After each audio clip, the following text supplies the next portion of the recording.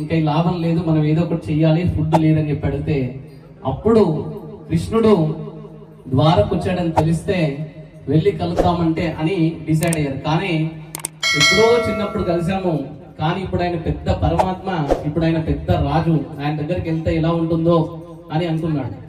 అంటే అప్పుడు మీరు చాలా క్లోజ్ ఫ్రెండ్స్, కానీ ఏ రోజు కూడా కృష్ణుడిని తలుచుకోకుండా ఒక రోజు కూడా నువ్వు లేవు అని చెప్పాడు వాళ్ళ భార్య చెప్పింది.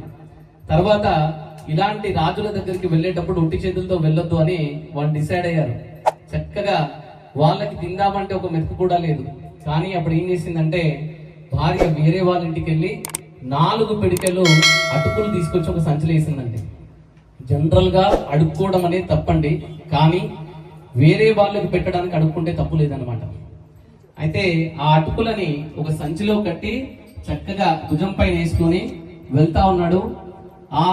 ఆయనకి భుజం పైన కండువా కూడా లేకపోయేసరికి ఆ చెమటంతా కూడా అటుకులలోకి వెళ్తుంది.